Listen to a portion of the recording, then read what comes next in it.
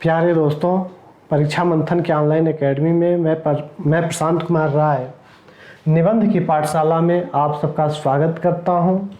और आज निबंध का जो शीर्षक है वह है परमाणु बिजली और ऊर्जा सुरक्षा। दोस्तों, जब भी परमाणु बिजली की बात होती है तो जेहन में एक सवाल आता है कि क्या यह हमारे लिए सुरक्षित है। कहीं ऐसा तो नहीं कि चेरनोबिल जैसी दुर्घटनाएं घट जाएं।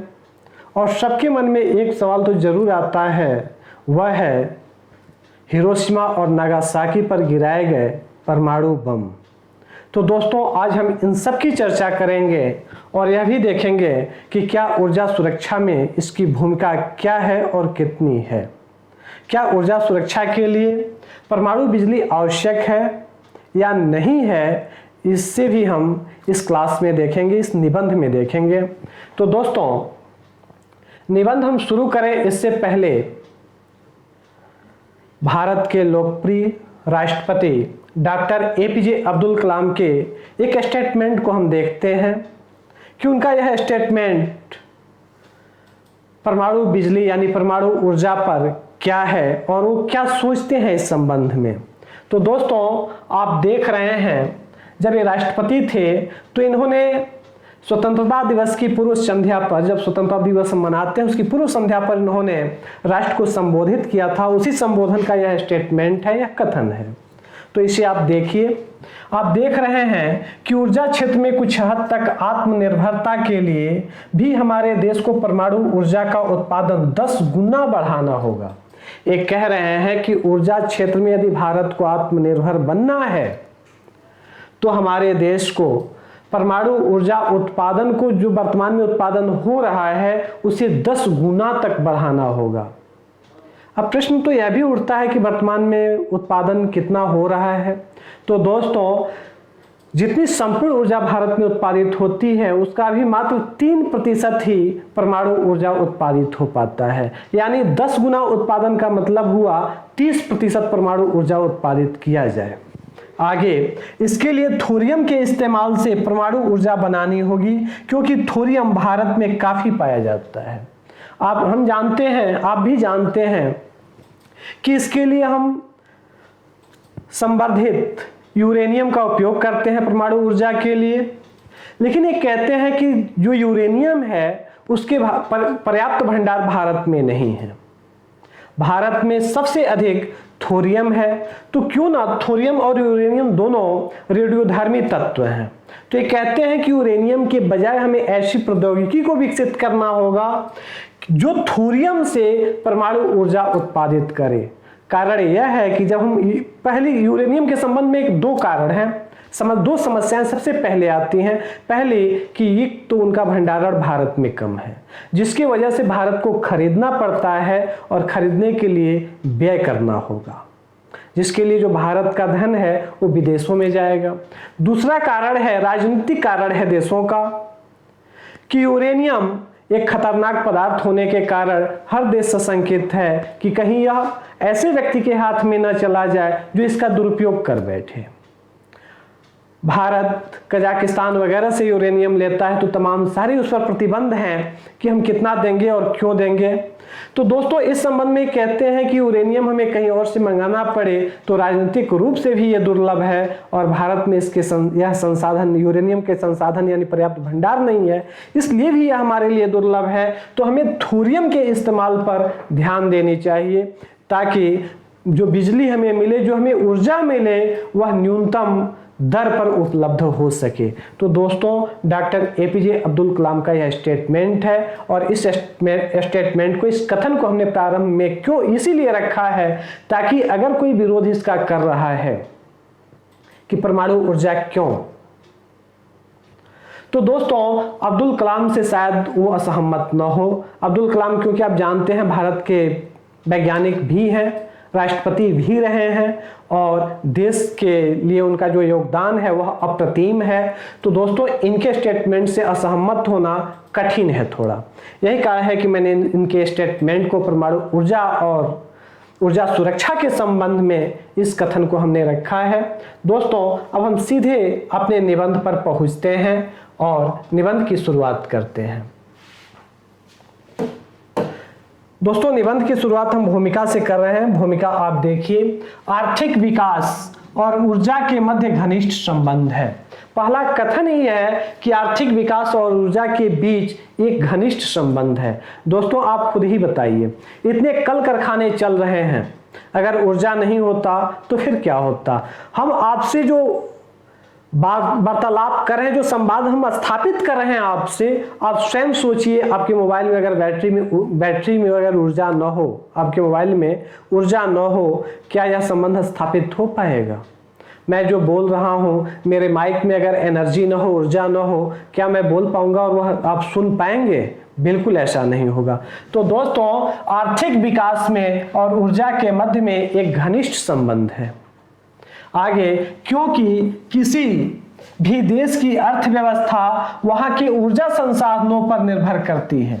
क्योंकि किसी भी देश की जो अर्थव्यवस्था होती है वहां के ऊर्जा के संसाधनों पर ही निर्भर करती है। कितने ही बड़े औद्योगिकरण कब बृहद स्तर पर होता है? आप जानते हैं कि उससे उद्योगों को, बड़े बड़े उद्योगों को चलाने के लिए ऊर्जा की जरूरत होती है।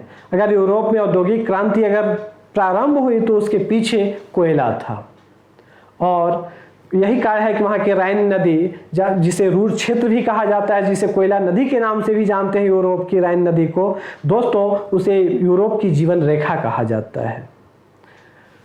आगे, यही वजह है कि आज के तकनीकी युग में ऊर्जा सुरक्षा एक महत्वपूर्ण मुद्दा बना हुआ है। दोस्तों औद्योगिक के बाद इसे तकनीकी क्षेत्र से जोड़ दिया गया है और आज तकनीकी युग में हम रह रहे हैं, तो ऊर्जा सुरक्षा एक महत्वपूर्ण मुद्दा के रूप में है। आप सोचिए, आपके गांव में यदि 5 दिन लाइट ना आए, बिजली ना आए, क्या होगा?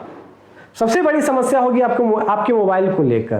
पंखा चले वो अलग की बात है, पंखा न चले, लाइट न चले, इसके लिए तमाम सारे साधन हैं, लेकिन सबसे बड़ी जो समस्या होगी आपके सामने वो आपके मोबाइल के चार्ज की होगी। तो दोस्तों इस संबंध में ऊर्जा सुरक्षा सभी देशों के लिए आज तकनीकी युग है, तो इसमें जरूरी हो गया है कि सभी देश ऊर्जा के मामले में सुरक्षित महसूस करें। बढ़ती आबादी, अब भारत को जोड़ा गया है, बढ़ती आबादी, शहरीकरण, भूमंडलीकरण की तीव्र प्रक्रिया के साथ साथ औद्योगिकरण, सूचना एवं संचार क्रांति के फलस्वरूप ऊर्जा के मांग में अप्रत्याशित रूप से वृद्धि हुई है। भारत की हम बात करें तो यहाँ की आबादी कितनी तेजी से बढ़ रही है आप जान रहे हैं। शहरीकरण भारत में कितनी तेजी से हो रहा है यह भी आप जानते हैं। भूमंडलीकरण का यह दौर है, पूरा विश्व एक गांव की तरह हो गया है इसे वैश्वीकरण के दौर में, ग्लोबलाइजेशन के दौर में। तो इसकी तीव्र प्रक्रिया के साथ साथ आप जानते हैं कि औद्योगिकरण हो रहा है, सूचना एवं संचार क्रांति हो चुकी है। तो ऐसे में इसके फलस्वरूप ऊर्जा के मांग में भी अप्रत्याशित रूप से वृद्धि हुई है। ऊर्जा की मांग दिनों दिन बढ़ती चली जा रही है। दोस्तों ऊर्जा की मांग बढ़ रही है और ऊर्जा की अगर उसी मांग के अनुरूप अगर उपलब्धता अगर न हो तो आप जानते हैं कि जीवन कितना कठिन हो जाएगा। आप स्वयं इस समय आप श्रीलंका को देखिए, जहां पेट्रोल पंपों पर कतारें लग रही हैं। परमाणु भट्टियों को जलाने के लिए कोयला नहीं है। अंधेरे में गांव डूब चुके हैं, शहर भी अंधेरे में डूब रहे हैं। दोस्तों ऐसी स्थिति में आप समझ सकते हैं कि ऊर्जा के मांग के अनुरूप वहां उसकी सप्लाई नहीं हो पा रही, आपूर्ति नहीं हो पा रही है, और यह कितनी भयावह स्थिति होगी आप अंदाजा लगा सकते हैं। अतः किसी भी देश के विकास एवं समृद्धि के लिए यह अति आवश्यक है कि वह वर्तमान परिस्थितियों के साथ सामंजस्य बैठाते हुए उपलब्ध ऊर्जा के सभी संसाधनों का बेहतर उपयोग करे। अगले वाक्य में कहा गया है कि किसी भी देश के विकास और समृद्धि का यह मूलभूत आवश्यकता है, यानी अति आवश्यकता है कि वह वर्तमान परिस्थितियों के साथ सामंजस्य स्थापित करे, बैठाए। दोस्तों ये सामंजस्य क्या तात्पर्य है? जलवायु परिवर्तन से, बढ़ते प्रदूषण से। दोस्तों जलवायु परिवर्तन हो रहा है, ग्लोबलाइजेशन के इस दौर में ग्लोबल वार्मिंग भी बढ़ रहा है। आप जान रहे हैं जलवायु परिवर्तन कितने तेजी से हो रहा है। कार्बन डाइऑक्साइड, ग्रीन हाउस गैसों के उत्सर्जन पर रोक लगाने की बातें हो रही है कि उसे कम से कम किया जाए। दोस्तों ऐसी अवस्था में आप सोचिए, यदि जीवाश्म ईंधन पर अगर हम निर्भर रहे, जीवाश्म ईंधन जैसे पेट्रोल, कोयला, डीजल, अगर हम इन सब पर निर्भर रहे तो दोस्तों बताइए जलवायु परिवर्तन कितना तेजी से बदलेगा और विश्व स्वयं एक खतरे में, पृथ्वी हमारी स्वयं खतरे में पहुंच जाएगी। तो दोस्तों वर्तमान परिस्थितियों से सामंजस्य बैठाने का अर्थ हुआ कि हम जीवाश्म ईंधन से हटकर हम ऐसे ऊर्जा स्रोतों की तरफ बढ़ें जो सबके लिए जरूरी हो और सबके लिए सुलभ भी हो और दूसरी बात कि सबके लिए सही भी हो ताकि पारिस्थितिक नुकसान कम से कम हो। तो सामंजस्य बैठाते हुए उपलब्ध ऊर्जा के सभी संसाधनों का बेहतर उपयोग करें। तो दोस्तों हमें ऊर्जा के उपलब्ध सभी संसाधनों पर विचार करना होगा। हमारा शीर्षक तो आप देख ही रहे हैं, परमाणु बिजली और ऊर्जा सुरक्षा। तो दोस्तों ऊर्जा सुरक्षा केवल परमाणु ऊर्जा से संभव नहीं है, ऊर्जा के सभी संसाधनों का बेहतर उपयोग हमें करना ही होगा। हमें सौर ऊर्जा के बारे में भी सोचना होगा, पवन ऊर्जा के बारे में भी सोचना होगा, ज्वारीय ऊर्जा के बारे में भी हमें सोचना होगा कि उनके द्वारा भी हम ऊर्जा सुरक्षा हासिल कर पाएं। आगे दोस्तों, विकासशील अर्थव्यवस्था के कारण भारत विश्व का एक प्रमुख ऊर्जा उपभोक्ता देश है। भारत की जो अर्थव्यवस्था है वह विकासशील है। अब ऊर्जा सुरक्षा को यहाँ भारतीय की विकासशील अर्थव्यवस्था से जोड़ा गया है और के कारण भारत विश्व का एक प्रमुख ऊर्जा उपभोक्ता देश है। भारत विश्व का एक प्रमुख ऊर्जा उपभोक्ता देश है। यहाँ ऊर्जा सबसे अधिक व्यय होता है। मैं ये नहीं कह रहा हूँ कि प्रथम नंबर पर है, एक प्रमुख ऊर्जा उपभोक्ता है, ध्यान दीजिएगा। इसका अर्थ यह नहीं है कि भारत शीर्ष स्तर पर है। ऊर्जा की मांग यहाँ है, लेकिन सबसे अधिक आप देखेंगे तो अमेरिका में है, रसिया में है, चीन में है, फिर भारत भी आता है। तो दोस्तों विश्व का एक प्रमुख ऊर्जा उपभोक्ता देश है। यही कहा है कि ऊर्जा की मांग यहाँ दिन प्रतिदिन बढ़ती चली जा रही है।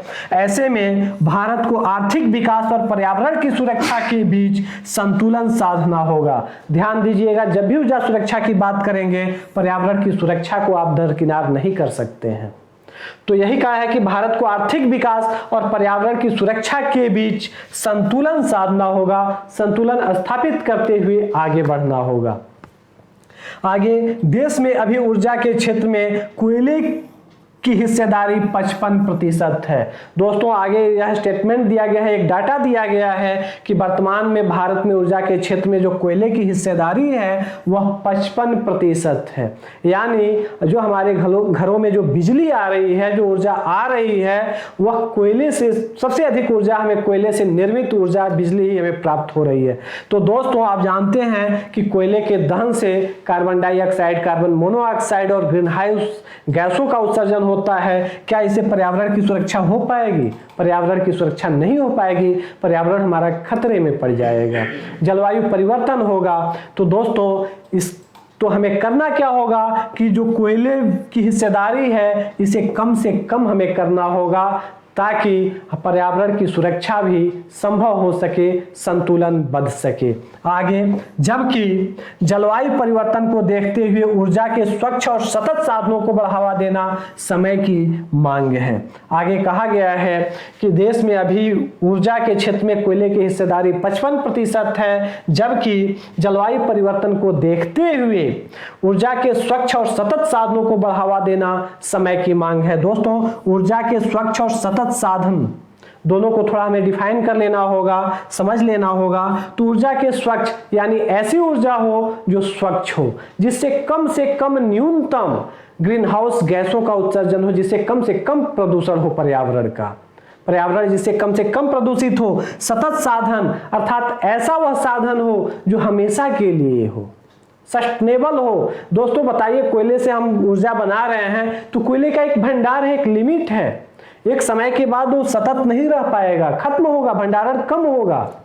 तो दोस्तों वह सतत साधन नहीं हो सकता है। सतत साधन क्या है? तो आप जान रहे हैं कि अगर हम सौर पैनल बैठा दें तो सूर्य जब तक चमकेंगे तब तक हमें ऊर्जा मिलेगी। पवन चक्कियां बैठाएं, इसी तरह ज्वारीय ऊर्जा है, समुद्रों से ज्वार आएगा तो ऊर्जा हम उत्पादित कर सकते हैं। तो ये सतत साधन है ऊर्जा के और स्वच्छ भी हैं, लेकिन इनके भी खतरे हैं। मैं आगे चलकर इन्हें डिफाइन करूंगा। दोस्तों समय की मांग है, इसके लिए भारत को जीवाश्म ईंधन पर निर्भरता कम कर स्वच्छ और सतत ऊर्जा के साधनों जैसे कि सौर ऊर्जा, पवन ऊर्जा, परमाणु ऊर्जा इत्यादि पर ध्यान केंद्रित करनी चाहिए।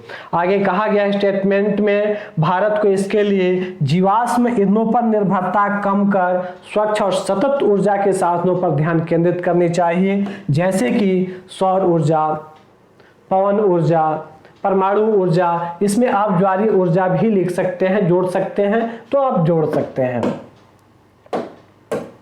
आगे दोस्तों, जहां 1000 वाट के थर्मल पावर प्लांट, ध्यान दीजिएगा, आगे फिर हमने डाटा दिया है कि जहां 1000 वाट के थर्मल पावर प्लांट को चलाने के लिए 300 लाख टन कोयले की आवश्यकता होती है, वहीं इतना ही विद्युत का उत्पादन नाभिकीय रिएक्टर में मात्र 30 टन यूरेनियम से संभव है।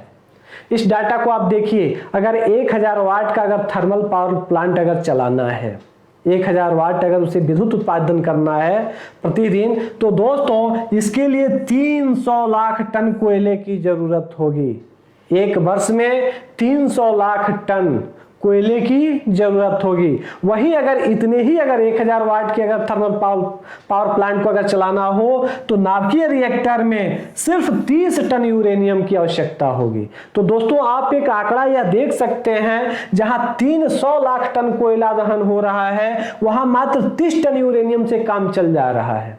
तो दोस्तों बताइए, इससे परमाणु जो ऊर्जा है यह कम से कम इसकी खपत करके उतना विद्युत का उत्पादन किया जा रहा है कि नहीं। जहां 300 लाख टन कोयला है वहां सिर्फ 30 टन यूरेनियम है। तो इस तरह हम यह आंकड़े द्वारा हम देख रहे हैं कि परमाणु ऊर्जा द्वारा दोस्तों कम से कम पर्यावरण प्रदूषण करके अधिक से अधिक हम एनर्जी प्राप्त कर सकते हैं, ऊर्जा प्राप्त कर सकते हैं। इससे हमारे पर्यावरण और ग्लोबल वार्मिंग जैसी समस्याओं से निपटने में आसानी होगी। आगे इस प्रकार नाभिकीय रिएक्टर में ईंधन की कम मात्रा से ही अपार ऊर्जा का उत्पादन किया जा सकता है। आगे कहा गया है इस प्रकार, इस डाटा के आधार पर कि इस प्रकार नाभिकीय रिएक्टर में ईंधन की कम मात्रा से ही अपार ऊर्जा का उत्पादन किया जा सकता है। अगले वाक्य में आप देख रहे हैं परमाणु, अब परमाणु ऊर्जा की तो बात हो गई, डाटा भी दे दिया गया कि परमाणु ऊर्जा क्यों हमारे लिए जरूरी है। आगे बताया गया है कि आखिर परमाणु है क्या और परमाणु से ऊर्जा उत्पन्न किया कैसे जाता है। इस बारे में अगले पैराग्राफ में डिफाइन किया गया है, विश्लेषण किया गया है। दोस्तों परमाणु पदार्थ का वह सूक्ष्म कण है जो रासायनिक अभिक्रिया में भाग तो ले सकता है किंतु स्वतंत्र अवस्था में नहीं रह सकता। अर्थात परमाणु वह सूक्ष्म कण है जो रासायनिक अभिक्रिया में तो भाग लेता है लेकिन इस पर्यावरण में स्वतंत्र अवस्था में वह नहीं रह सकता है। परमाणु से मिलकर दोस्तों अणु बनते हैं, दो या दो से अधिक परमाणुओं से मिलकर अणु बनते हैं, यानी अणु से सूक्ष्म कण परमाणु है। जहां अणु स्वतंत्र अवस्था में रह सकते हैं वहीं परमाणु स्वतंत्र अवस्था में नहीं रह सकते हैं। तो दोस्तों परमाणु इस ब्रह्मांड में स्वतंत्र अवस्था में नहीं पाया जाता है और यह रासायनिक अभिक्रिया में भाग लेता है। इसकी यह परिभाषा है। आगे इसका नाभिक धनावेशित प्रोटॉन, जो परमाणु होता है इसके नाभिक में दो कण होते हैं, पहला प्रोटॉन और दूसरा न्यूट्रॉन। जो प्रोटॉन होता है वो धन आवेशित होता है, जो न्यूट्रॉन होता है वो अनावेशित होता है यानी आवेश रहित होता है। इसी बात को दिखाया गया है। इसका नाभिक धनावेशित प्रोटॉन तथा अनावेशित न्यूट्रॉन से मिलकर बना होता है। मानिए दोस्तों यहाँ ध्यान दीजिएगा, यह एक नाभि है, परमाणु का नाभि है और इस नाभि में प्रोटॉन प्लस से हम इसे दिखाएंगे। ध्यान दीजिए, थोड़े हम बड़े आकार में बना रहे हैं। यहाँ नाभिक है, इसमें हम प्रोटॉन को प्लस करके दिखाएंगे और जो न्यूट्रॉन है उसे n से, और ऊपर आवेश नहीं है, कोई आवेश नहीं है तो उसे हम शून्य से दिखाएंगे। तो यानी जो परमाणु का जो नाभिक होता है वह p प्लस यानी धनावेशित और न्यूट्रॉन शून्य यानी अनावेशित कण से मिलकर निर्मित होता है। यह तो परमाणु का नाभिक हो गया, नाभिक के संबंध में हो गया। लेकिन परमाणु की एक और विशेषता है कि इसके नाभिक के चारों ओर इलेक्ट्रॉन ई भी होता है, जिस पर ऋण आवेश होता है, वह ऋणावेशित होता है। और यह लगातार दोस्तों ध्यान दीजिएगा, यह परमाणु के नाभिक के चारों तरफ चक्कर लगाता है और इसी चक्र लगाने के कारण ऊर्जा उत्पन्न होती है, इलेक्ट्रिसिटी उत्पन्न होती है। तो दोस्तों यह परमाणु है। यानी यह परमाणु स्थिर क्यों है? स्थिर इसलिए है कि यहां नाभिक में देख रहे हैं कि प्लस है और इसके चारों तरफ देख रहे हैं कि ऋण है। ये दोनों क्या है? प्लस और ऋण मिलकर के इसे स्थिर रखते हैं। और n को देख रहे हैं कि यहां पर कोई आवेश नहीं है। तो इस तरह से दोस्तों यह परमाणु है। इसे आप चित्र द्वारा, जब आप निबंध लिखेंगे तो आप इसे चित्र द्वारा दिखा देंगे, तो इससे नंबर अधिक मिलने की संभावनाएं बढ़ जाती हैं।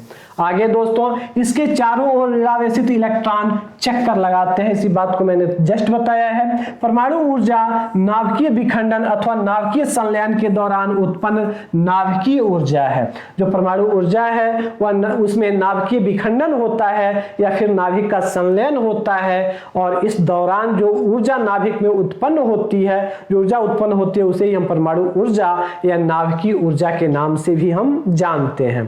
तो दोस्तों अब यह नाभिक टूटेगा तो एनर्जी तो उससे निकलेगी ही। तो इस तरह से, या दो अगर परमाणु के नाभिक हैं, दोनों आपस में जुड़ते हैं, तो उनके जुड़ने के दौरान भी एनर्जी रिलीज होगी। तो इस तरह से उनके टूटने या फिर जुड़ने पर जो एनर्जी रिलीज होती है, उसे ही हम परमाणु एनर्जी, परमाणु ऊर्जा के नाम से जानते हैं, और या नाभिकीय न्यूक्लियर एनर्जी के नाम से भी उसे हम जानते हैं। आगे, जहां नाभिकीय विखंडन में अब दोनों को डिफाइन किया गया है कि नाभिकीय विखंडन क्या है और नाभिकीय संलयन क्या है। जैसे यहां आपने देखा नाभिकीय विखंडन अथवा नाभिकीय संलयन के दौरान उत्पन्न नाभिकीय ऊर्जा है। तो अब हम नाभिकीय विखंडन और नाभिकीय संलयन को जान लेते हैं कि ये है क्या। तो आगे हम देख रहे हैं कि जहां नाभिकीय विखंडन में यूरेनियम, प्लूटोनियम, थोरियम जैसे रेडियोधर्मी परमाणुओं के भारी नाभिक दो हल्के नाभिक में टूटते हैं। ध्यान दीजिए, यानी नाभिकीय विखंडन होता है तो वहां यूरेनियम, प्लूटोनियम, थोरियम जैसे जो रेडियोधर्मी जो तत्व होते हैं, इनके नाभिक जो होते हैं वो भारी होते हैं। तो इनके भारी नाभिक दो हल्के नाभिकों में, दो छोटे छोटे नाभिकों में टूट जाते हैं, और इस टूटने के फलस्वरूप एनर्जी रिलीज होती है। उसे ही हम न्यूक्लियर एनर्जी के नाम से या एटम एनर्जी के नाम से जानते हैं, परमाणु ऊर्जा के नाम से जानते हैं। तो यह हुआ नाभिकीय विखंडन।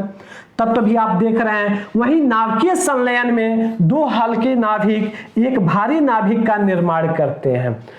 नाभिकीय विखंडन के विपरीत नाभिकीय संलयन है। नाभिकीय संलयन में दो हल्के नाभिक मिलते हैं आपस में और एक भारी नाभिक का निर्माण करते हैं, और उस निर्माण के फलस्वरूप जो एनर्जी रिलीज होती है उसे हम परमाणु ऊर्जा कहते हैं। तो इस तरह से नाभिकीय विखंडन में जहां टूटते हैं, वहीं नाभिकीय संलयन में जुड़ते हैं। इस तरह से दोनों एक दूसरे के विपरीत हैं, एक में टूटना है तो एक में जुड़ना है।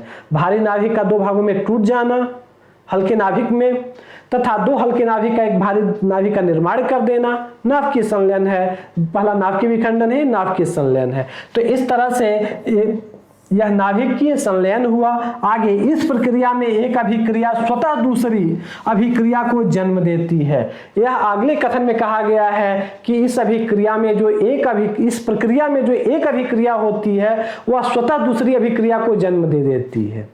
उसे और आगे बढ़ाने की हमें जरूरत नहीं होती है। जैसे अगर यूरेनियम पर अगर हम न्यूट्रॉन का प्रहार करें, न्यूट्रॉन से बमबारी करें, तो यूरेनियम को फिर हमें न्यूट्रॉन की बमबारी करने की जरूरत नहीं है।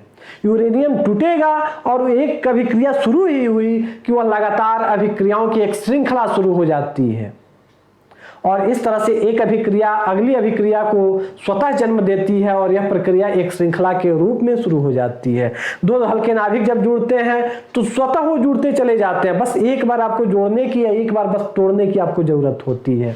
तो वही कहा गया है कि इस प्रक्रिया में एक अभिक्रिया स्वतः दूसरी अभिक्रिया को जन्म देती है, अतः इसे श्रृंखला अभिक्रिया भी कहते हैं। यही कारण है कि इसे हम श्रृंखला अभिक्रिया कहते हैं। यह दो प्रकार की होती है, जो श्रृंखला अभिक्रिया होती है दो प्रकार की होती है अनियंत्रित श्रृंखला अभिक्रिया और नियंत्रित श्रृंखला अभिक्रिया। एक होती है अनियंत्रित श्रृंखला अभिक्रिया और दूसरी होती है नियंत्रित श्रृंखला अभिक्रिया। अनियंत्रित का मतलब जिस पर नियंत्रण न किया जा सके और नियंत्रित का मतलब जिस पर नियंत्रण किया जा सके। तो इस तरह से ये दो रूपों में श्रृंखला अभिक्रिया चलती है। परमाणु अथवा हाइड्रोजन बम अनियंत्रित श्रृंखला अभिक्रिया के उदाहरण हैं, जबकि परमाणु ऊर्जा नाभिकीय रिएक्टर में नियंत्रित श्रृंखला अभिक्रिया पर आधारित है। आगे उदाहरण दिया गया है कि परमाणु बम या हाइड्रोजन बम जो होते हैं ये अनियंत्रित श्रृंखला अभिक्रिया के उदाहरण हैं। कारण है कि उसमें अचानक इतनी एनर्जी रिलीज होती है, उसके द्वारा वह स्वतः अनियंत्रित होती चली जाती है और इतनी एनर्जी रिलीज होती है कि कुछ ही देर में जहां वह परमाणु बम फोड़ा जाता है या हाइड्रोजन बम फोड़ा जाता है वह राख के ढेर में वह जगह तब्दील हो जाता है। इतनी एनर्जी उत्पन्न होती है क्योंकि वह अनियंत्रित श्रृंखला अभिक्रिया है और उसके द्वारा उस पर काबू अब नहीं किया जा सकता एक बार फोड़ने के बाद। लेकिन परमाणु ऊर्जा जो है वह नाभिकीय रिएक्टर में नियंत्रित श्रृंखला अभिक्रिया पर आधारित होता है, उसे नियंत्रित किया जाता है और यह क्रम आवश्यकता अनुसार धीरे धीरे चलाया जाता है। आगे दोस्तों इसे एक ग्राफ द्वारा समझाया गया है। अगर आप निबंध लिखते हैं तो एक ग्राफ बनाना आपके लिए अति महत्वपूर्ण है। अब हम सबसे पहले दोस्तों बात करते हैं नाभिकीय विखंडन की। यह जो चित्र आप देख रहे हैं यह नाभिकीय विखंडन पर आधारित चित्र है। इसमें आप देख रहे हैं यह यूरेनियम 235 है, यूरेनियम 235 है। यूरेनियम 235 पर यह जो हिस्सा है यह न्यूट्रॉन है। न्यूट्रॉन से बमबारी या प्रहार किया गया है यूरेनियम 235 पर। ध्यान दीजिए, यूरेनियम 235 पर न्यूट्रॉन से प्रहार किया गया है। प्रहार करने के बाद यूरेनियम जो 235 है एक यूरेनियम को अपने में शामिल करेगा और इस तरह से इसका जो परमाणु भार होगा वह यूरेनियम 236 हो जाएगा। 35 है, एक न्यूट्रॉन को धारण करता है तो 35 से क्या हो जाएगा 236 यूरेनियम का निर्माण होगा। और जो 236 यूरेनियम है यह अस्थायी नहीं है। यह क्या करता है 236 होने के तुरंत बाद यह दो भागों में टूट जाता है, दो हल्के नाभिक में। मैंने कहा था कि एक भारी नाभिक दो हल्के नाभिकों में टूट जाता है। इस प्रक्रिया में यह क्या होता है यूरेनियम जो 36 है वह दो भागों में विखंडित हो जाता है, बेरियम और क्रिप्टॉन में। तो दोस्तों एक हिस्सा जो है वह क्रिप्टॉन Kr बनता है और दूसरा हिस्सा बेरियम बनता है। ध्यान दीजिएगा, बेरियम बनता है। जहां क्रिप्टॉन का परमाणु क्रमांक 36 है वहीं बेरियम का परमाणु क्रमांक 56 है। यूरेनियम का परमाणु क्रमांक देखेंगे तो 92 है, 92 है। तो 36 और 56 जोड़ेंगे तो ये दोनों मिलकर परमाणु क्रमांक कितने होंगे 92 हो जाएंगे। फिर से ध्यान दीजिए, यूरेनियम 235 जिसका परमाणु क्रमांक 92 है पर एक न्यूट्रॉन से प्रहार किया जाता है जिसे बमबारी कहा जाता है। बमबारी किया जाता है, वह 201 न्यूट्रॉन को ग्रहण करता है और वह 236 हो जाता है। 35 प्लस 1 ग्रहण करके 36 हो जाता है। 36 होते ही वह दो भागों में विखंडित हो जाता है, क्रिप्टॉन जिसका परमाणु क्रमांक 36 है तथा बेरियम जिसका परमाणु क्रमांक 56 है। दो भागों में वह टूट जाता है। 36 और 56 को जोड़ेंगे तो दोस्तों 92 होगा। इस तरह से परमाणु क्रमांक स्थिर है। आगे क्या होता है, इससे 3 अन्य न्यूट्रॉन उत्सर्जित होते हैं जो यहां आपको दिखाए गए हैं। 3 अन्य न्यूट्रॉन उत्सर्जित होते हैं। जो क्रिप्टॉन होता है इस पर 92 भार होता है जबकि बेरियम पर 141 भार होता है और यह 3 न्यूट्रॉन यहां दिखाई देते हैं। तो 92 या 3 न्यूट्रॉन और 141 जब जोड़ेंगे तो वह 236 हमें प्राप्त हो जाएगा। और इस तरह से 236 है वह क्रिप्टॉन 92 बेरियम 141 में विखंडित होता है और उसके साथ 3 स्वतंत्र अवस्था में न्यूट्रॉन प्राप्त होते हैं, न्यूट्रॉन निकलते हैं। अब समस्या यहां तक तो सही है। अब परमाणु बम में होता क्या है और परमाणु रिएक्टर में क्या होता है यहां ये जानना हमारे लिए महत्वपूर्ण है।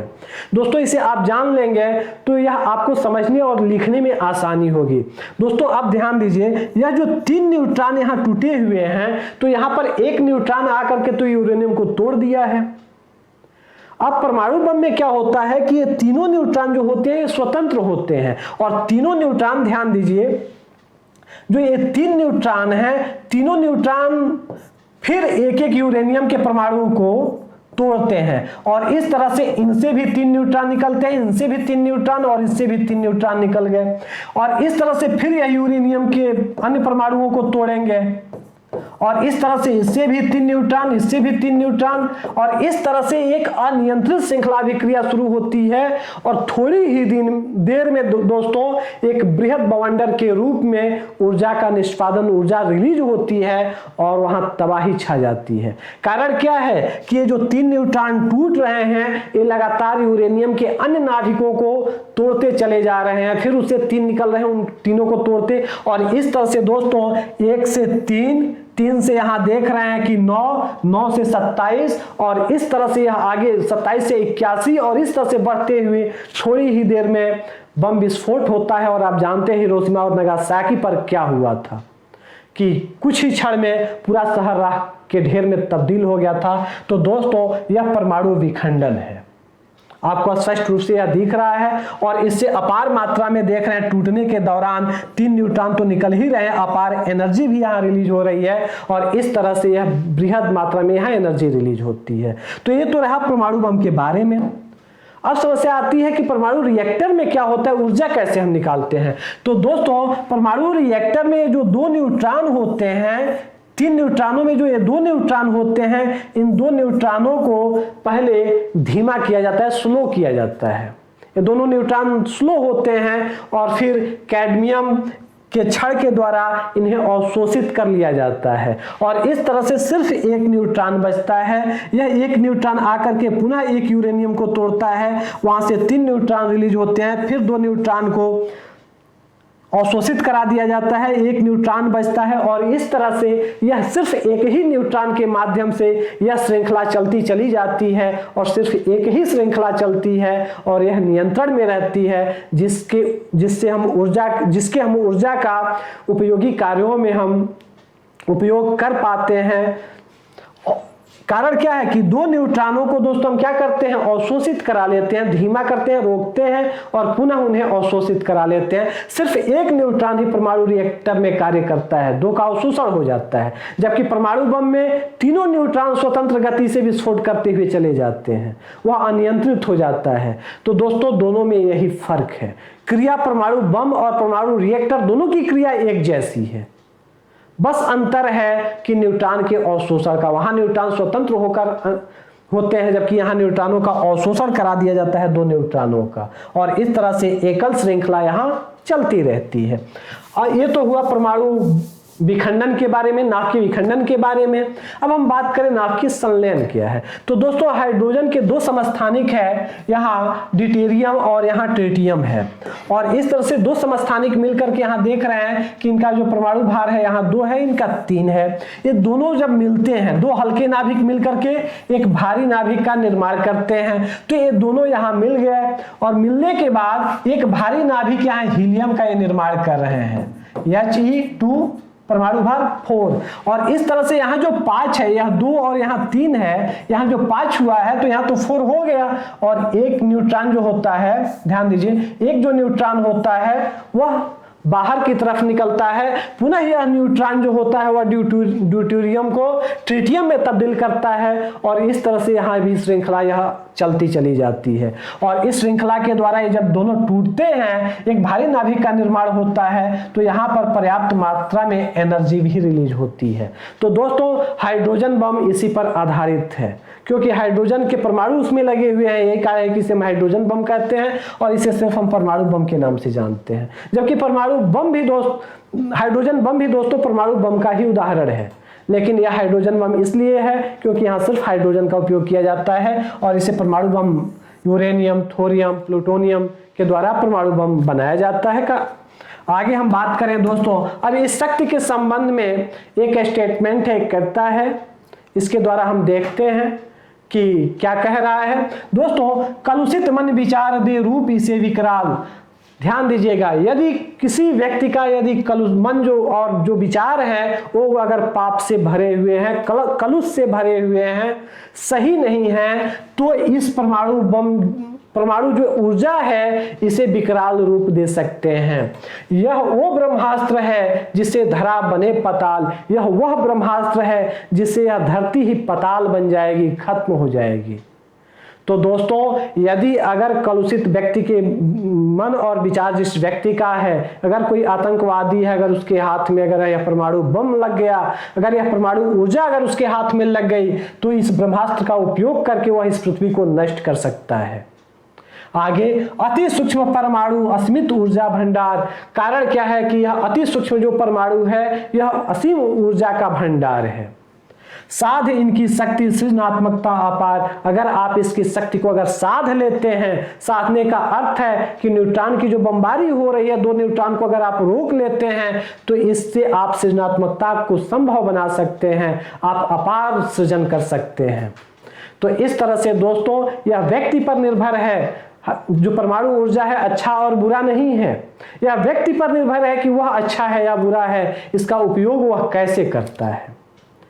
जनजीवन के लाभ के लिए करता है, हित के लिए करता है या उसके विनाश के लिए करता है, यह व्यक्ति पर मन और उसके विचार पर निर्भर करता है। यह कविता इसी बात को रेखांकित कर रही है। एक तरफ यह उसकी भावता को दिखा रही है तो दूसरी तरफ उसकी सृजनात्मकता को यानी संभावनाओं को ही रेखांकित कर रही है। आगे दोस्तों, परमाणु ऊर्जा पर हम बात करें तो परमाणु ऊर्जा, परमाणु विखंडन की खोज कब और किसने की थी, तो इसकी भी हम चर्चा कर लेते हैं। सर्वप्रथम ऑटो हान एवं स्ट्रासमैन ने यूरेनियम 235 परमाणु पर न्यूट्रॉन की बमबारी की तो पाया कि यूरेनियम नाभिक विखंडन के फलस्वरूप बहुत अधिक ऊर्जा व 3 नए न्यूट्रॉन उत्सर्जित हो रहे हैं।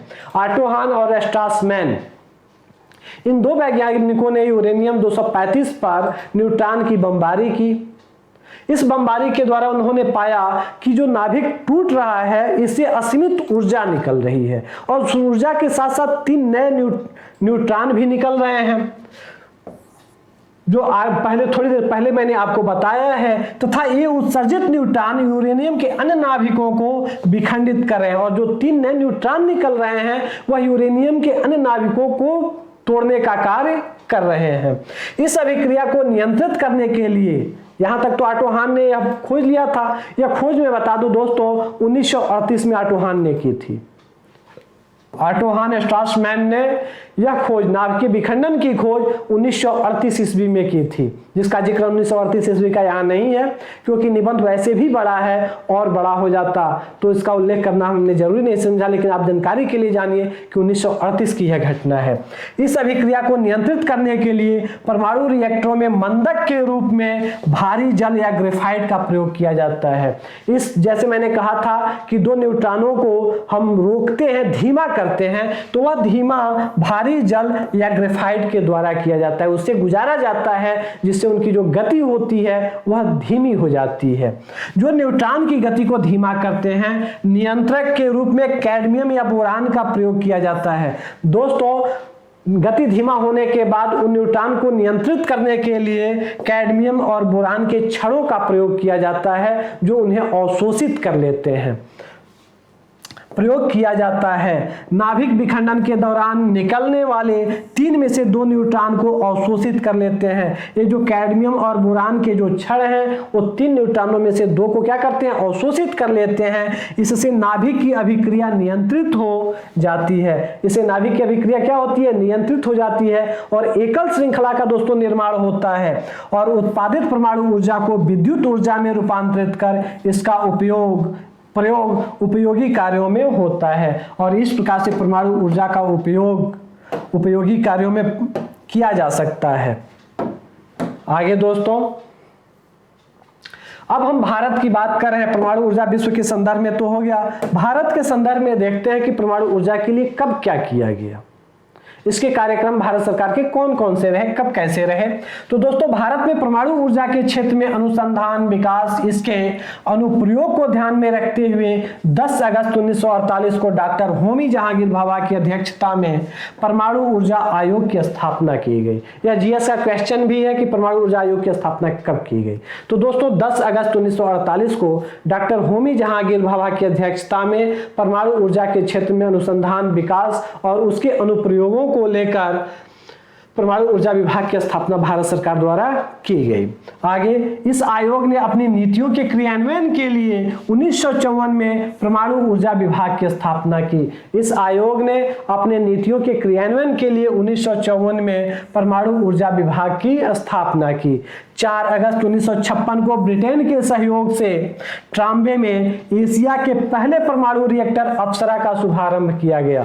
दोस्तों, 4 अगस्त 1956 ईस्वी को ब्रिटेन के सहयोग से एशिया का पहला, दोस्तों ध्यान दीजिएगा, मुंबई के निकट ठाणे जिला है, ठाणे जिला में ट्राम्बे नामक स्थान है, ट्राम्बे में अप्सरा नाम के एक परमाणु रिएक्टर का शुभारंभ किया गया। यहाँ एक बात का ध्यान दीजिएगा, केवल जो ब्रिटेन का जो सहयोग था वह यूरेनियम 235 के संदर्भ में था।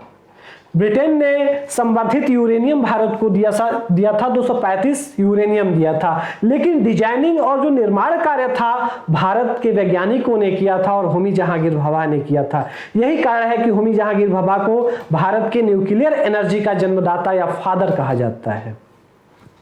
स्पष्ट हुआ, जैसे मिसाइल मैन डॉक्टर कलाम है, वैसे ही न्यूक्लियर एनर्जी जो भारत के हैं उसके जो फादर हैं वह होमी जहांगीर भाभा हैं। तो दोस्तों, उनके अथक प्रयासों के द्वारा 4 अगस्त 1956 को ब्रिटेन ने एनर्जी दिया था, यूरेनियम 235 की सप्लाई की थी और ट्राम्बे में एशिया के पहले, ध्यान दीजिएगा, चीन भी तब नहीं बना पाया था, एशिया का पहला परमाणु रिएक्टर अप्सरा का शुभारंभ किया गया।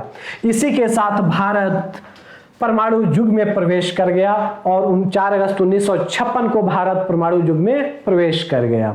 दोस्तों ध्यान दीजिए, इसे अप्सरा नाम क्यों रखा गया था? पंडित जवाहरलाल नेहरू इस के उद्घाटन समारोह पर गए हुए थे तो उन्होंने इसकी कार्यवाहियों को देखा। तो जल के द्वारा, जैसे भारी जल को मैंने बताया था भारी जल से गुजारा जाता है, तो भारी जल में एक नीली रोशनी पैदा हो रही थी। जवाहरलाल नेहरू ने कहा कि ये तो अप्सरा सी नील, ये जलपरी सी लग रही है, अप्सरा सी लग रही है, और उसी के बाद होमी जहांगीर भाभा ने उस रिएक्टर का नाम अप्सरा रख दिया, जिसे नीली अप्सरा के नाम से भी हम जानते हैं।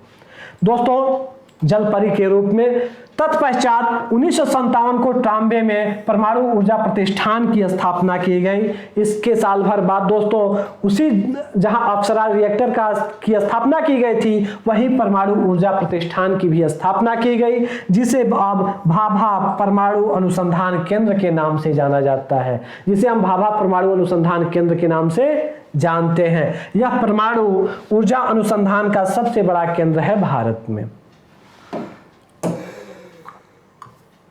आगे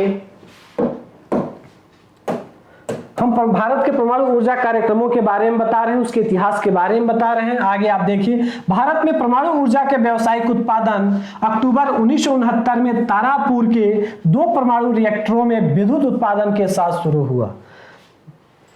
भारत परमाणु युग में तो प्रवेश कर गया था, लेकिन भारत में परमाणु ऊर्जा के द्वारा बिजली का विद्युत का उत्पादन नहीं किया जा रहा था, अन्य अनुप्रयोग किए जा रहे थे, उसका व्यावसायिक उत्पादन नहीं किया जा रहा था। सबसे पहले व्यावसायिक उत्पादन अक्टूबर 1969 में तारापुर में दोस्तों 2 परमाणु रिएक्टरों में विद्युत के उत्पादन के साथ शुरू हुआ।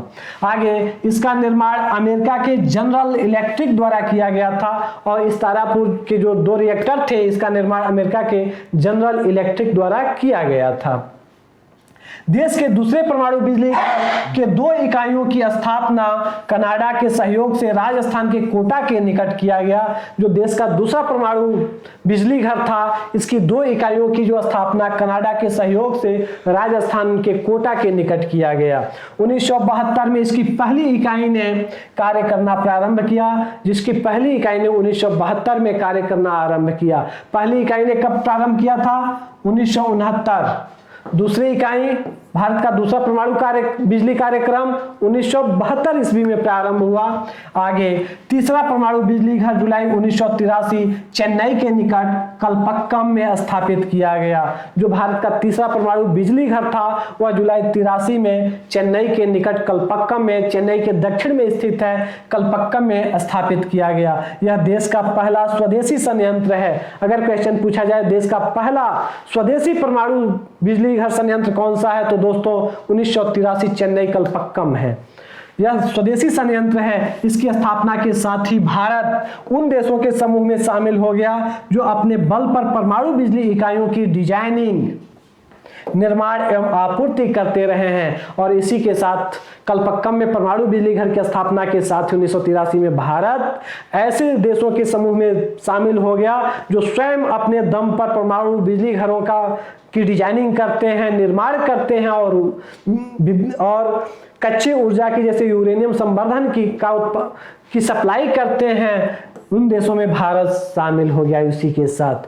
कब? 1983 में। देश का चौथा परमाणु बिजली घर उत्तर प्रदेश में गंगा नदी के तट पर नरोरा में स्थापित किया गया। जो देश का चौथा बिजली घर था वह उत्तर प्रदेश में गंगा नदी के तट पर नरोरा नामक स्थान पर दोस्तों स्थापित किया गया। नरोरा की पहली इकाई का शुभारंभ अक्टूबर 89 में किया गया। जो नरोरा की पहली इकाई थी उसका शुभारंभ अक्टूबर 89 में किया गया।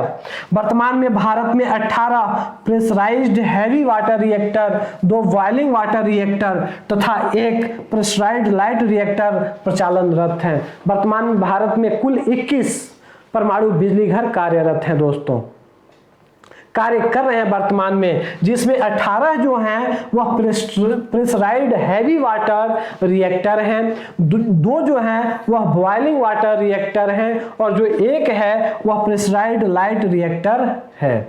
और इस तरह से टोटल 21 परमाणु बिजली घर भारत में कार्यरत हैं वर्तमान में। इनमें लगभग 3900 मेगावाट विद्युत ऊर्जा का उत्पादन होता है। 21 को मिलाकर लगभग 3900 मेगावाट विद्युत का उत्पादन होता है, जो देश के कुल उत्पादित ऊर्जा का मात्र 3% है। स्पष्ट हुआ? डाटे और आंकड़े भी आप यहां देख रहे हैं। आगे जीवाश्म एवं नवीकरणीय विद्युत ऊर्जा की तुलना में परमाणु ऊर्जा बेहद सस्ता एवं स्वच्छ है। दोस्तों अब एक कंपैरिजन किया गया है, तुलनात्मक अध्ययन किया गया है कि आखिर हम किधर बढ़े, परमाणु ऊर्जा की तरफ क्यों बढ़े। इस संबंध में इसके पक्ष में तर्क दिए गए हैं। जीवाश्म एवं नवीकरणीय विद्युत ऊर्जा की तुलना में परमाणु ऊर्जा बेहद सस्ता एवं स्वच्छ है। दोस्तों इसे आगे हम डाटा द्वारा प्रमाणित करेंगे कि परमाणु ऊर्जा, नवीकरणीय ऊर्जा में ध्यान दीजिएगा, सौर ऊर्जा भी है, पवन ऊर्जा भी है, ज्वारीय ऊर्जा भी है। ये नवीकरणीय ऊर्जा हो गए। जीवाश्म ऊर्जा में कोयला है, पेट्रोल है, डीजल है, ये सब हो गए। तो दोस्तों इनमें परमाणु ऊर्जा जो है वह बेहद सस्ता और स्वच्छ है। तो हम क्यों माने, इसके संबंध में आगे मैंने प्रमाण दिया है। तारापुर संयंत्र से मिलने वाली बिजली की लागत 1 रुपया प्रति किलोवाट है घंटा है। जो तारापुर से हमें बिजली प्राप्त होती है उसकी जो लागत है सिर्फ 1 रुपया प्रति किलोवाट घंटा है। और आप सोचिए हम लोग कितना देते हैं, जो कोयले से उत्पादित होता है 5 रुपया 6 रुपया लगभग इतना है। इसे देखते हुए परमाणु ऊर्जा निगम द्वारा 540 मेगावाट की इकाइयों का आकार बढ़ाकर 700 मेगावाट कर दिया गया है। इस सस्ता एवं स्वच्छता को देखते हुए ही परमाणु ऊर्जा निगम के द्वारा 540 मेगावाट की जो भारत में इकाइयां थी उनके आकार को बढ़ा दिया गया और वे 700 मेगावाट कर दी गई हैं। काकरापार में 3 और 4 तथा राजस्थान में 7 और 8 नई इकाइयां प्रारंभ की गई हैं। 900 मेगावाट क्षमता के भारतीय प्रेशराइज्ड वाटर रिएक्टर की डिजाइन को प्रारंभ किया गया है। अब 700 से बढ़ाकर 900 मेगावाट तक करने की योजना बनाई जा चुकी है। वर्तमान में वैश्विक परमाणु ऊर्जा क्षमता में भारत की हिस्सेदारी 1.72% है। पूरे विश्व में परमाणु ऊर्जा जितना उत्पादित किया जाता है भारत में उसका सिर्फ 1.72% ही उत्पादित किया जाता है। इस तरह से हम देख सकते हैं कि भारत में परमाणु ऊर्जा कितनी कम मात्रा में उत्पादित होती है। जहां विश्व की जनसंख्या 16.5% है वहां परमाणु ऊर्जा सिर्फ 1.72% ही उत्पादित हो पा रही है। सितंबर 2021 में भारत सरकार ने अगले 10 वर्षों में अपनी परमाणु ऊर्जा क्षमता को 3 गुना करने का लक्ष्य रखा है। सितंबर 2021 में भारत सरकार ने अगले 10 वर्षों में यानी 2032 तक, ध्यान दीजिएगा, परमाणु ऊर्जा क्षमता को 3 गुना तक करने का लक्ष्य रखा हुआ है। तो भारत सरकार की संभावनाएं भी हैं और यही कारण है कि इस निबंध को हमने चुना है। कारण क्या है कि अगले 10 वर्षों में परमाणु ऊर्जा क्षमता 3 गुना बढ़ाने की बढ़ाने का लक्ष्य रखा है। इस लक्ष्य के कारण ही दोस्तों यह निबंध आपके लिए महत्वपूर्ण हो जाता है, क्योंकि यह भारत सरकार इसको बढ़ाना चाह रही है, तो इसके पक्ष में आपको बातें जाननी ही जाननी चाहिए। अगले पैराग्राफ में आप देख सकते हैं दोस्तों, परमाणु ऊर्जा शून्य उत्सर्जन करती है। परमाणु जो ऊर्जा है यह शून्य उत्सर्जन करती है, यानी green house gas, carbon dioxide वगैरह जो गैसें हैं इससे बिल्कुल नहीं निकलती हैं, नगण्य निकल होती हैं। इसमें कोई ग्रीन हाउस गैस या वायु प्रदूषक नहीं होते हैं। जैसे पेट्रोल, डीजल, कोयला कुछ भी आप जलाइए, उसमें क्या होता है, ग्रीन हाउस गैस, तमाम वायु प्रदूषक निकलते हैं, लेकिन इसमें कोई ग्रीन हाउस गैस या वायु प्रदूषक नहीं होते हैं। यही कारण है कि परमाणु जो ऊर्जा है वह बदलते वैश्विक परिवर्तन के समय में आवश्यक है और महत्वपूर्ण हो जाता है। आगे, इसके लिए कम भूमि की आवश्यकता होती है। परमाणु ऊर्जा उत्पादित करने के लिए कम भूमि की, कम जमीन की भी जरूरत होती है। आगे, अमेरिकी सरकार के आंकड़ा दिया गया है। आंकड़ों के अनुसार 1000 मेगावाट क्षमता के परमाणु संयंत्र को इतनी ही क्षमता के पवन ऊर्जा संयंत्र की तुलना में 360 गुना और सौर ऊर्जा संयंत्र की तुलना में 75 गुना कम भूमि की आवश्यकता होती है। अमेरिकी आंकड़े कहते हैं कि यदि पवन चक्कियां बैठाई जाए, अगर 1000 वाट की अगर क्षमता के, अगर दोस्तों ध्यान दीजिएगा, मेगावाट क्षमता का यदि परमाणु ऊर्जा घर बनाया जा रहा है और उतनी ही ऊर्जा उत्पादित करने के लिए यदि कोई, ध्यान दीजिएगा, पवन ऊर्जा संयंत्र बैठाया जा रहा है, तो जितना जमीन परमाणु ऊर्जा के लिए लगेगा उसका 360 गुना जमीन, अगर 1 कट्ठा है तो 360 कट्ठा, 1 एकड़ है तो 360 एकड़ जमीन पवन ऊर्जा कवर करेगा। और इस तरह से हम देख रहे हैं कि जनसंख्या बढ़ रही है, ऐसे में जमीन कितनी महंगी होती चली जा रही है, जमीन की कमी पड़ती चली जा रही है, और पवन ऊर्जा अगर इतना जमीन अगर कवर कर रही है तो यह भी एक समस्या है। आगे, सौर ऊर्जा भी उससे 75 गुना जमीन कवर करेगा, और इस तरह से अमेरिकी आंकड़े कहते हैं कि इनकी तुलना में जो परमाणु ऊर्जा है वह कम जमीन ग्रहण करेगा, और इस तरह से परमाणु ऊर्जा हमारे लिए जरूरी और महत्वपूर्ण है। आगे, यह नवीकरणीय ऊर्जा के नुकसान है दोस्तों। आगे देखिए, बताया गया है कि वही नवीकरणीय ऊर्जा के स्रोत अस्थिर होते हैं। इन स्रोतों से बिजली तभी पैदा की जा सकती है जब सूरज चमक रहा हो या पवन बह रही हो। दोस्तों, अब आप बताइए, आपने सौर ऊर्जा संयंत्र या पवन ऊर्जा संयंत्र आपने स्थापित कर दिया है, लेकिन उनके जो स्रोत हैं वो अस्थिर हैं। जाड़े का समय है, बादल अगर घिरे हुए हैं, नहीं भी घिरे हैं, अगर जाड़े का समय है, क्या सौर ऊर्जा जितनी मात्रा में हमें चाहिए मिल पाएगी? नहीं मिलेगी। पवन नहीं चल रही तो पवन ऊर्जा की सप्लाई कम हो जाएगी। तो दोस्तों, जो इसके नवीकरणीय ऊर्जा के जो स्रोत हैं वो अस्थिर हैं। हमें उद्योग धंधे, तमाम सारी चीजें चलानी हैं, तो हम केवल उन पर निर्भर नहीं हो सकते हैं। हाँ, सौर ऊर्जा और पवन ऊर्जा की जरूरत है, चाहिए, लेकिन वह परमानेंट नहीं हो सकते हैं। कारण क्या है कि उनके जो स्रोत हैं वो अस्थिर हैं। ज्वारीय ऊर्जा, तो ज्वार तो हमेशा आएंगे नहीं, तो ज्वारीय ऊर्जा के स्रोत भी अस्थिर हैं, और इस तरह से दोस्तों ये अस्थिर स्रोत हैं। यही कारण है कि परमाणु ऊर्जा जरूरी है। आगे, इसके विपरीत परमाणु ऊर्जा की उपलब्धता 24x7 है। इसके विपरीत परमाणु ऊर्जा की उपलब्धता क्या है? 7 दिन 24 घंटे यह उपलब्ध हो सकती है। दूसरी ओर नवीकरणीय ऊर्जा पारिस्थितिक क्षति का कारण भी बन रही है। दोस्तों, अमेरिका में पवन ऊर्जा संयंत्र लगाए गए हैं, वहां का यह आंकड़ा है, वे आंकड़े बता रहे हैं कि इससे पारिस्थितिक क्षति हो रहे हैं। एक रिपोर्ट के अनुसार अमेरिका में प्रति वर्ष पवन टरबाइनों से टकराकर लगभग 5 लाख पक्षी मारे जा रहे हैं। बताइए दोस्तों, पवन चक्की चल रही है ऊपर पवन ऊर्जा के लिए, तो पक्षी उससे टकराएंगे तो मरेंगे ही। और इस तरह से यह अमेरिकी रिपोर्ट का दावा है कि लगभग प्रत्येक वर्ष 5 लाख पक्षी उससे मारे जा रहे हैं। तो एक बात बताइए, पारिस्थितिक क्षति हुई कि नहीं उससे? और इस तरह से दोस्तों सौर ऊर्जा या पवन ऊर्जा या ज्वारीय ऊर्जा के सापेक्ष परमाणु ऊर्जा एक महत्वपूर्ण ऊर्जा स्रोत के रूप में हमारे सामने दिखाई देता है।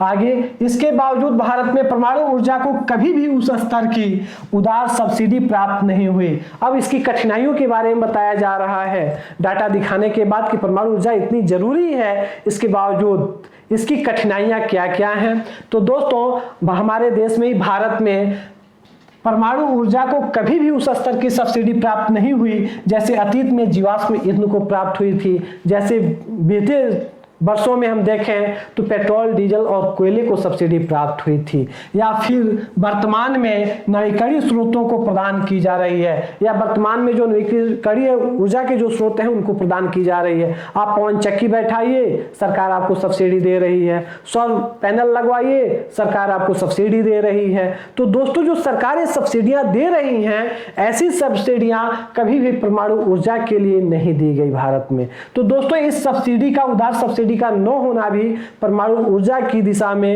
एक बाधा है। अगली बाधा, ऐसी स्थिति में परमाणु ऊर्जा के लिए भविष्य में प्राकृतिक गैस और नवीकरणीय ऊर्जा से प्रतिस्पर्धा कर पाना कठिन हो जाएगा। अगर ऐसी ही स्थिति रही तो परमाणु ऊर्जा भविष्य में प्राकृतिक गैस और नवीकरणीय ऊर्जा से प्रतिस्पर्धा नहीं कर पाएगा और पिछड़ जाएगा।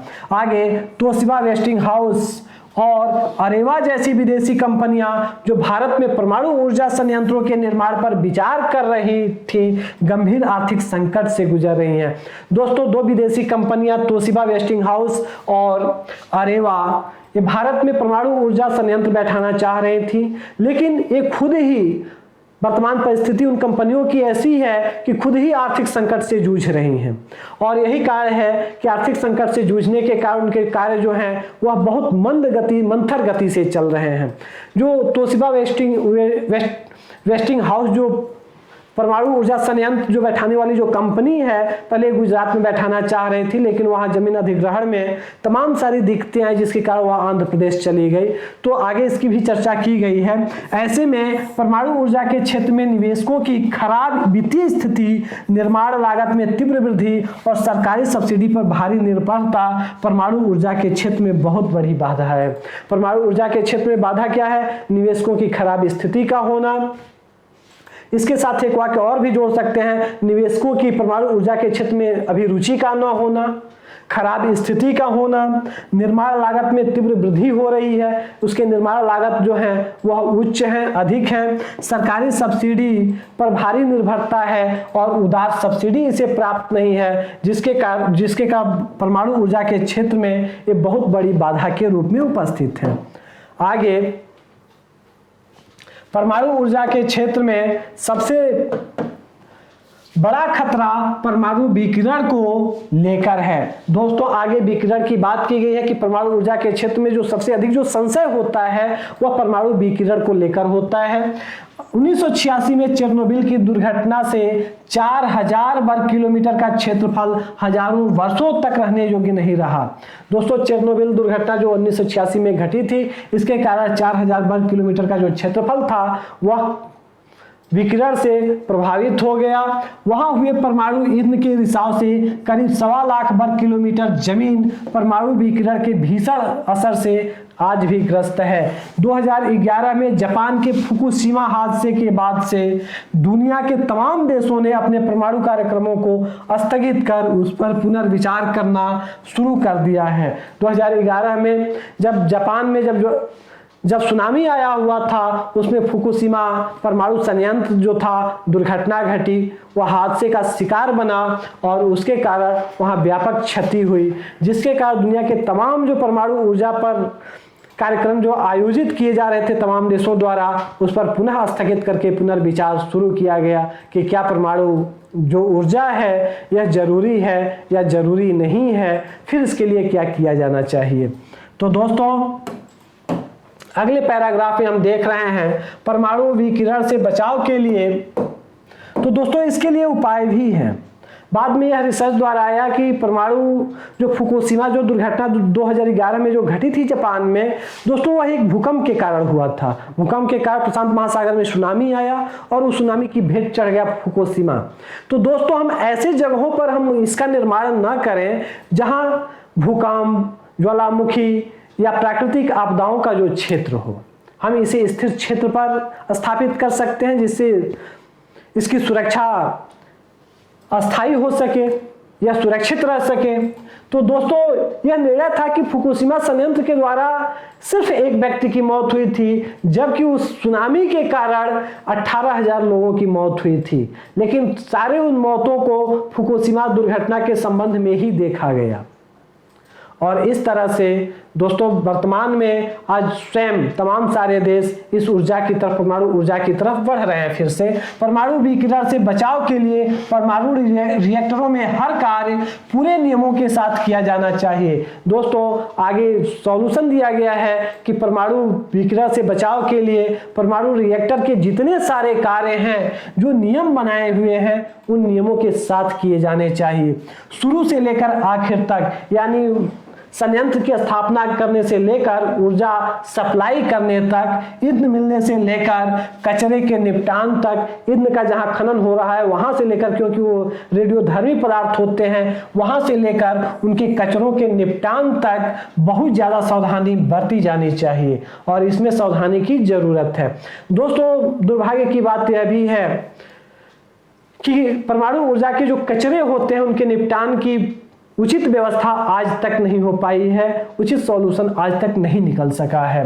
साथ ही ऐसे डिजाइन तैयार किए जाने चाहिए जिससे परमाणु संयंत्र से कम रेडिएशन उत्पन्न हो, और डिजाइनिंग ऐसी होनी चाहिए जिससे परमाणु संयंत्र से कम रेडिएशन हो, रेडियोधर्मी उत्पन्न हो। यही नहीं, दुर्भाग्य की बात यह भी है कि जिस तकनीकी से परमाणु ऊर्जा तैयार की जाती है उससे परमाणु हथियार बनाने का रास्ता भी खुलता है। यह दुर्भाग्य की ही बात है कि जिससे हम परमाणु ऊर्जा तैयार करते हैं जिस तकनीकी से, उसी से परमाणु हथियार भी बनाया जा सकता है। यह दुर्भाग्य क्यों है? कारण है कि उत्तर कोरिया और ईरान जैसे देश परमाणु ऊर्जा केंद्रों में परमाणु हथियार बनाने में लगे हुए हैं। और आप जानते हैं कि उत्तर कोरिया तो परमाणु ऊर्जा केंद्रों में परमाणु मिसाइलें बना भी चुका है, परमाणु हथियार बना भी चुका है, और ईरान बार बार कोशिश कर रहा है परमाणु ऊर्जा संयंत्र में कि वह परमाणु हथियार बना ले। तो दोस्तों यह दुर्भाग्य ही है कि अगर वो परमाणु हथियार बना लेते हैं और गलत हाथों में पड़ जाते हैं तो दुनिया एक खतरे में पड़ जाएगी। खतरा तो यह भी है कि अगर यह तकनीक आतंकवादियों के हाथ लग गई तो उसके दुष्परिणाम पूरे विश्व के लिए भयावह होंगे। अगर यह तकनीक अगर किसी आतंकवादी के हाथ लग गई, किसी डिक्टेटर के हाथ लग गई, तानाशाह के हाथ में लग गई, तो दोस्तों उसके दुष्परिणाम पूरे विश्व को भुगतने होंगे। चांद है जेरे कदम सूरज खिलौना हो गया, हाँ मगर इस दौर में किरदार बौना हो गया। दोस्तों ऐसी स्थिति में यही होगी कि चांद है जेरे कदम सूरज खिलौना हो गया। विज्ञान वहां तक पहुंच गया है कि चांद आज कदमों में है, यानी चांद पर आदमी पहुंच चुका है। सूरज जो है वो खिलौने के रूप में बन गया है। आज चीन को देखिए, चीन ने अपना सूरज बना लिया है नाभ के संलयन पर आधारित, कि हम उससे जो एनर्जी निकलेगी, नाभ की जो एनर्जी होगी उससे हम उपयोगी कार्य करेंगे। तो आज सूरज क्या है? खिलौना बनकर रह गया है। हाँ मगर इस दौर में किरदार बौना हो गया। ऐसे दौर में जो आदमी का, जो मानवता का जो किरदार है वह छोटा सा हो गया है कि अगर गलत हाथों में अगर पड़ गई, किसी दानव के हाथ में पड़ गई अगर यह शक्ति, तो मानव का किरदार क्या होगा? बौना हो जाएगा, खत्म हो जाएगा।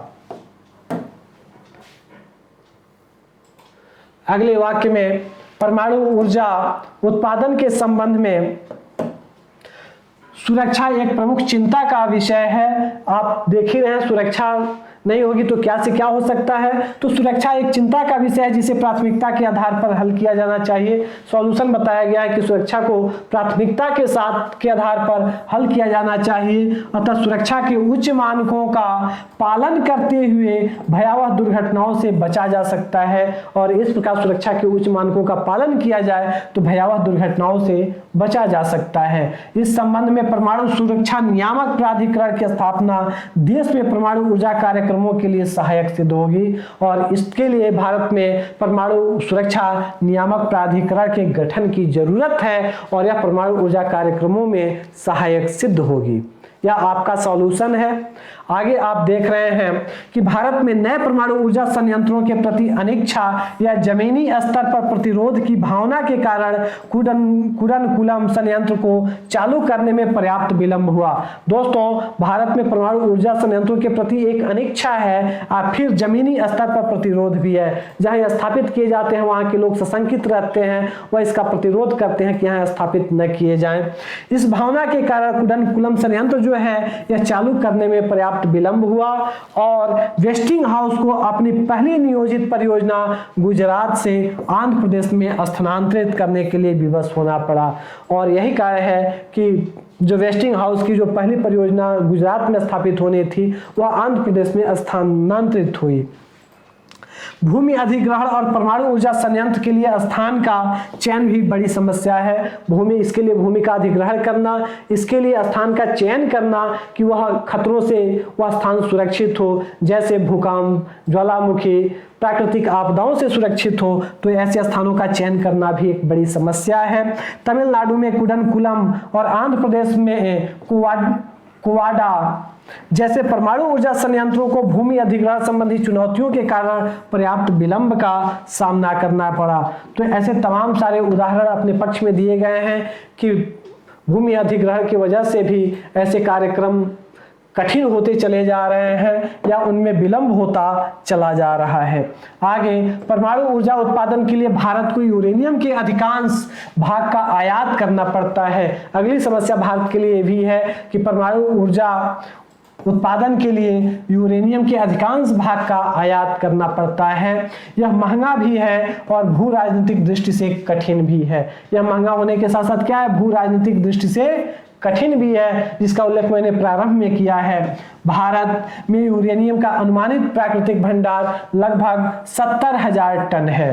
भारत में यूरेनियम का जो प्राकृतिक अनुमानित भंडार है वह 70,000 टन है। थोरियम का लगभग 3,60,000 टन है। जो थोरियम का प्राकृतिक भंडार है भारत में 3,60,000 टन है। अब्दुल कलाम ने क्या कहा था प्रारंभ में कि थोरियम से परमाणु ऊर्जा उत्पादित करने की तकनीकी प्रौद्योगिकी का विकास करना चाहिए। कारण क्या है कि थोरियम, यूरेनियम जहां 70,000 टन है वहीं थोरियम 3,60,000 टन है भारत में।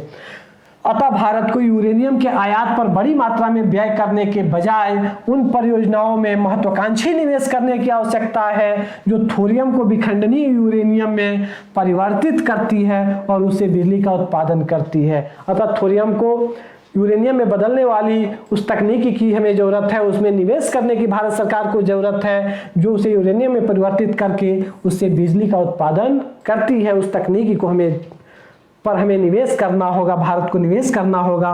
भारत को पुनर्संस्करण और संवर्धन क्षमता को बढ़ावा देने की आवश्यकता है। इसके लिए भारत को पुनर्संस्करण और संवर्धन क्षमता को बढ़ावा देने की जरूरत है, जिससे प्रयुक्त ईंधन के पूर्ण उपयोग का मार्ग प्रशस्त हो सके। इससे जो ईंधन प्रयुक्त हो रहा है इसके पूर्ण उपयोग का मार्ग प्रशस्त हो सके। न्यूक्लियर वेस्ट को रिसाइकल किया जाना चाहिए जिससे परमाणु कचरे की समस्या को दूर किया जा सके, तथा न्यूक्लियर जो वेस्ट निकलते हैं, जो कचरे निकलते हैं, इन्हें रिसाइकल भी किया जाना चाहिए जिससे कम से कम कचरा बाहर हो। दोस्तों, दुर्भाग्य की बात यह भी है कि परमाणु रिएक्टर में 100% यूरेनियम का सिर्फ 5% हिस्सा ही हम अभी उपयोग कर पाते हैं। 95% उसका हिस्सा कचरे के रूप में निकलता है। तो हम कुछ ऐसी तकनीकी का विकास क्यों न करें, तकनीकी का विकास क्यों न हो जिससे यूरेनियम के अधिक से अधिक दोस्तों दोहन किया जा सके, अधिक से अधिक बिजली बनाई जा सके और कम से कम कचरा हो। तो इसके संबंध में यह सुझाव दिया गया है। एक विकासशील अर्थव्यवस्था होने के कारण भारत को ऊर्जा के सभी उपलब्ध संसाधनों पर विचार करना होगा और इस प्रकार से एक विकासशील अर्थव्यवस्था के कारण भारत को ऊर्जा के सभी उपलब्ध संसाधनों पर विचार करना होगा। सभी संसाधनों पर विचार करना होगा। तीव्र गति से बढ़ती जनसंख्या, युवा आबादी की आकांक्षा, ईंधन के स्वदेशी संसाधनों की कमी, जलवायु परिवर्तन को ध्यान में रखते हुए हमें दीर्घकालिक नजरिए और प्रतिबद्धता की जरूरत है, जिससे देश की जनता का जीवन स्तर ऊंचा उठ सके। आगे कहा गया है कि तीव्र गति से बढ़ रही जनसंख्या है, युवा जो आबादी है, इसके स्वप्न है, इसकी आकांक्षाएं हैं, इनके स्वप्न और आकांक्षाओं को देखते हुए ईंधन के स्वदेशी संसाधनों में की जो कमी है, जैसे कोयले की, यूरेनियम की, जैव ईंधनों में देखें पेट्रोलियम की, तो इनकी जो कमी है इसको देखते हुए, जलवायु परिवर्तन को ध्यान में रखते हुए हमें दीर्घकालिक नजरिए और प्रतिबद्धता के साथ परमाणु ऊर्जा की दिशा में आगे बढ़ना चाहिए, जिससे देश की जनता का जीवन स्तर ऊंचा उठ सके। इससे तात्पर्य क्या है? इससे दोस्तों जीवन स्तर कैसे ऊंचा उठेगा? तो दोस्तों जो हम पेट्रोलियम पदार्थ बाहर से मंगाते हैं, जो कोयला इतना दहन हो रहा है, तो दोस्तों इन सब से क्या होगा? जो भारत का धन है जो विदेशों में जा रहा है, वह भारत का धन अगर थोरियम से अगर ऊर्जा परमाणु ऊर्जा उत्पादित करने लगे तो भारत का धन भारत में रहेगा और इस तरह से आर्थिक गतिविधि संपन्न होगी और भारत के लोगों का जीवन स्तर ऊंचा उठ सकेगा। निष्कर्ष रूप में अब अंतिम स्टैंजा है निष्कर्षता। नवीकरणीय ऊर्जा के निम्न क्षमता उपयोग, जीवाश्म ईंधन की बढ़ती कीमतों, लगातार बढ़ते प्रदूषण और जलवायु परिवर्तन जैसी समस्याओं को देखते हुए तथा बढ़ती ऊर्जा की मांगों की पूर्ति के लिए परमाणु ऊर्जा बेहतर समाधानों में से एक है। अंत में कहा गया है कि जो नवीकरणीय ऊर्जा है उनकी निम्न क्षमता का उपयोग है, उनकी जो क्षमता है वह बहुत निम्न है, लो कैटेगरी की है। जैसे मैं बता चुका हूं कि उसकी क्षमता कितनी है। कारण है कि अधिक भूमि भी ले रहा है और उसके जो ऊर्जा स्रोत हैं वो स्थिर हैं। 24 घंटे सूर्य नहीं है, 24 घंटे हवाएं नहीं है, 24 घंटे ज्वार भाटा नहीं है, तो इस तरह से उनका जो निम्न क्षमता उपयोग है। जीवाश्म ईंधन है तो इनकी कीमतें लगातार बढ़ रही है और इनके कारण लगातार वायु प्रदूषण भी हो रहा है तथा जलवायु परिवर्तन जैसी समस्याओं को देखते हुए तथा ऊर्जा की बढ़ती मांग की पूर्ति को देखते हुए भारत को परमाणु ऊर्जा के बेहतर समाधान में से एक है और इस पर अमल करनी चाहिए।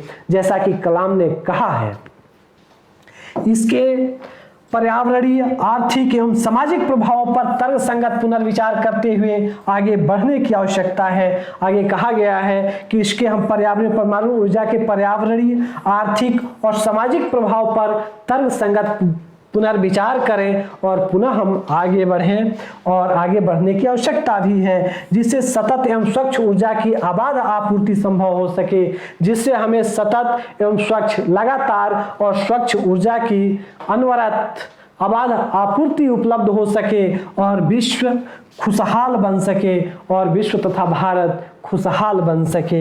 है अंधेरी रात पर दिया जलाना कब बना है, यह बच्चन की पंक्ति है और इसी के साथ में अपने इस निबंध का मैंने समापन किया है कि है अंधेरी रात पर दिया जलाना कब मना है। जब घनी अंधेरी रात हो और इतनी सारी समस्याएं हो तो दोस्तों एक दिया जलाना कब मना है। दिया जलाने का तात्पर्य है दिया जल रहा है तो आग लागकर झोपड़ी जल सकती है, लेकिन अगर घनी अंधेरी रात है तो क्या इस डर से हम दिया नहीं जलाएंगे? दोस्तों हम दिया जलाएंगे क्योंकि हमें प्रकाश की जरूरत है, लेकिन हम पर्याप्त सावधानी भी बरतेंगे परमाणु ऊर्जा के क्षेत्र में और इस तरह से भारत सरकार को ऐसे समय पर दिया जरूर जलाना चाहिए, परमाणु ऊर्जा पर चर्चा जरूर करनी चाहिए। और अंत में दोस्तों आप सबके लिए पुनः मैं एक बार बता दूं कि परीक्षा मंथन ऑफिशियल एंड्रॉयड ऐप पर ये सारे निबंध उपलब्ध हैं और इन निबंधों के PDF फॉर्म भी जो मैं पढ़ा रहा हूं, इन एंड्रॉयड ऐप पर इन निबंधों के PDF फॉर्म भी उपलब्ध हैं। PDF फॉर्म में सब पूरे निबंध आपको मिल जाएंगे, तो आप यह एंड्रॉयड ऐप डाउनलोड कीजिए और इस क्लास का न्यूनतम फीस मात्र 99 रुपया रखा गया है, तो आप इसमें एडमिशन ले सकते हैं, इसे खरीद सकते हैं और PDF फॉर्म में सारे निबंधों को आप हासिल कर सकते हैं। और इसी के साथ दोस्तों आज की ये निबंध की क्लास समाप्त होती है और आप सबको बहुत बहुत धन्यवाद।